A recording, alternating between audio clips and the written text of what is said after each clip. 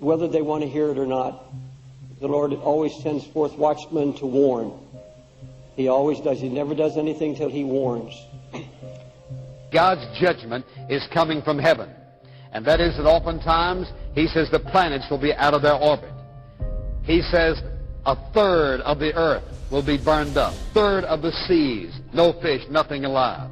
There will be famines after famine, earthquakes and tornadoes and hurricanes. There'll be all kinds of physical things happening. That will be the judgment of God upon this earth. When you read the 6th through the 19th chapters of Revelation, and you see time after time one of God's judgments after another, it isn't what man does to each other, though there will be wars of people fighting each other. It is God's judgment raining from heaven, and that is this whole earth will feel the impact of God's mighty omnipotent hand crushing and moving mountains and planets out of their orbit and everything. He says, well, we read a few moments ago.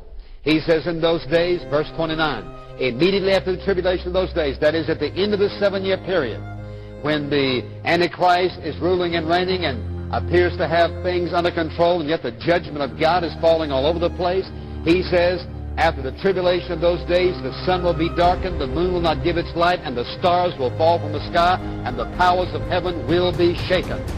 That is the judgment of God. That is the great tribulation. That is God raining down His judgment upon the earth to destroy everything that is vile and wicked and to make it all new again.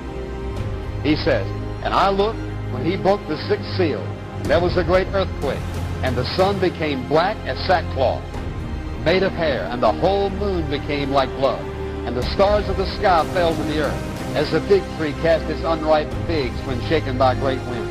And the sky was split apart like a scroll when it's rolled up. Every mountain and island were moved out of their places. And the kings of the earth, and the great men and the commanders, and the rich and the strong, and every slave and free man, hid themselves in the caves and among the rocks of the mountains. And they said to the mountains and to the rocks, fall of us and hide us from the presence of Him who sits on the throne, and from the wrath of the Lamb. For the great day of their wrath has come, and who is able to stand against them? So God's judgment's coming. But the day of the Lord will come as a thief in the night, in which the heavens shall pass away with a great noise. The elements shall melt with fervent heat. The earth also and the works that are therein shall be burned up.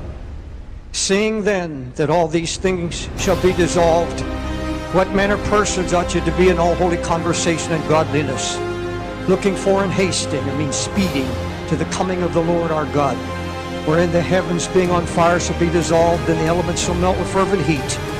Nevertheless we, according to His promise, look for a new heaven and a new earth, wherein dwelleth righteousness.